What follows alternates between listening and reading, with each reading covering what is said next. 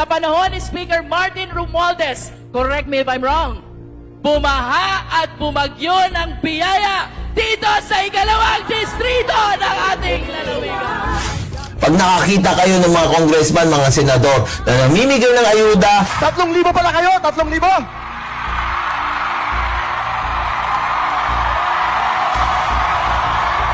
at pero infrastructure projects, illegal yun. Corruption yun. Kinausap ko yung ating Congressman Elizalde ko, Chairman ng Appropriations. So nag-usap kami para sa isang classroom building na 59 million.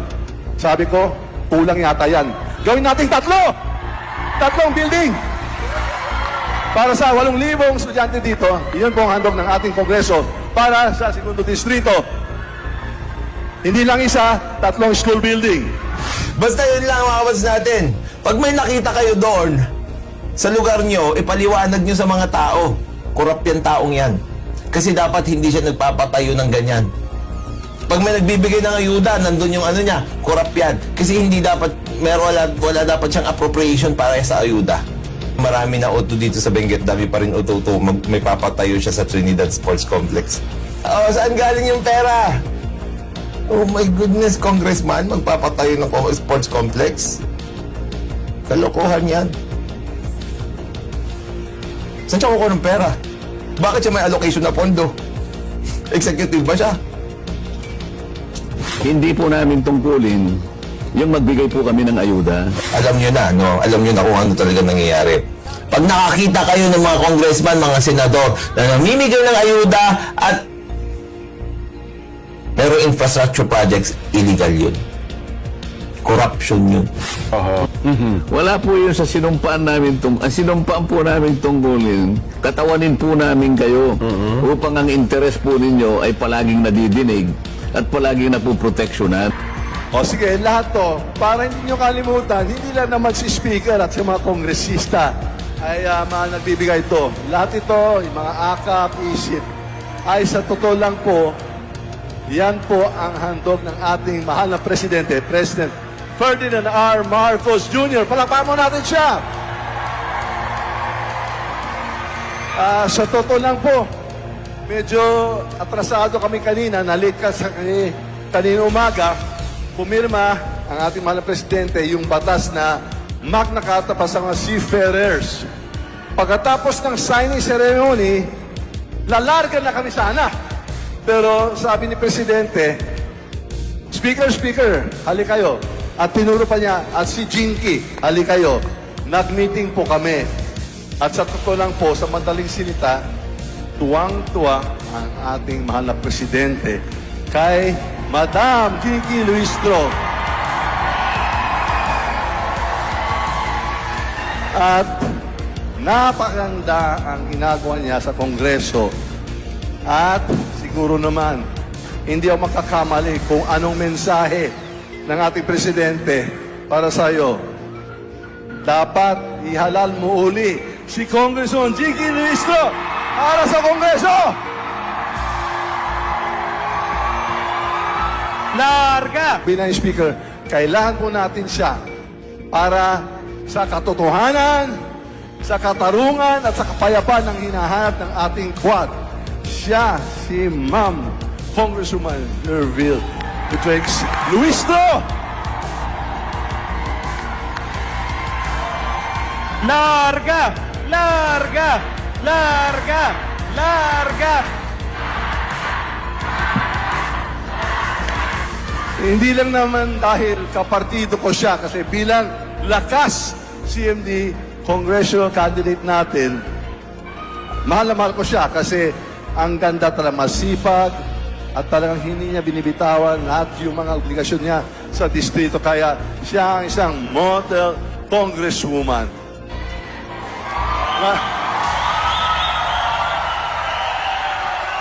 Ngayong araw, nandito tayo. Hindi to rally ha, hindi to rally. Pero nandito tayo sa isang groundbreaking ceremony para sa Bawan Technical Integrated High School. At habang sumasakay kami dito sa helicopter, papunta dito, kinausap ko yung ating Congressman Elizalde ko, Chairman ng Appropriations. So nag-usap kami at sabi natin, pupuntahan natin yung Bawan para sa isang classroom building na 59 million. Sabi ko, kulang yata yan. Gawin nating tatlong building. Para sa 8,000 estudyante dito, iyon po ang handog ng ating Kongreso para sa segundo distrito. Hindi lang isa, 3 school building. So, ayusin mo yung groundbreaking ha, para hindi lang isa ha, pangatlo. Okay. At syempre, samahan nyo naman po akong pasalamatan ang ating mga panauhin ngayon sapagkat si Beatrix, baguhan, beginner, neophyte, pero tinanggap, tinangkilik, at sinamahan ng ating highly respected members of the 19th Congress who truly inspire me in my engagements in different committees and ultimately sa inaabangan ninyong lahat, ang Quadcom. You have to realize whatever you are witnessing right now ay hindi po mangyayari without the leadership of the best ever Speaker of the Congress of the Philippines. At ito po ang palagi kong sinasabi sa inyo, kung bakit bumabagyo at bumabaha ng biyaya sa 2nd District.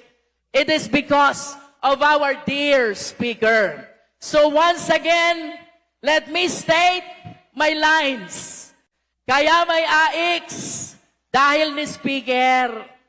Kaya may akap dahil ni Speaker. Kaya may tupad dahil ni Speaker. Kaya may mga barangay road dahil ni Speaker. Kaya may patubig dahil ni Speaker. At kaya may groundbreaking ngayon dahil ni Speaker. I understand wala pong perpektong gobyerno. Tama? Tama?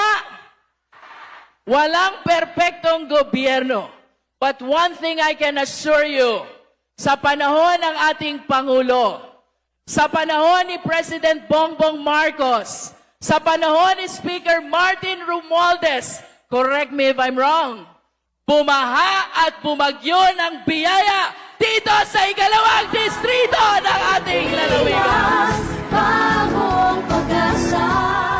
I do not want to prolong my message dahil mas gusto ko i-enjoy nyo ang bawat salitang mapapakinggan nyo sa aking mga kasamang congressman and most of all, sa leader ng Kongreso, the Speaker of the People.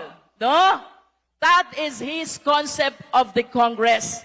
It is not the House of Representatives. Instead, it is the House of the People. At karangalan ko po na ngayong tanghaling ito ay kasama natin ang iginagalang pinakamabait at pinakamagaling na Speaker ng Kongreso ng Pilipinas, Batangas 2nd District. Ang ating pasasalamat at pagmamahal iparinig sa pamamagitan ng pinakamalakas na palakpakan sigawan! Pilipinas, bagong pag-asa.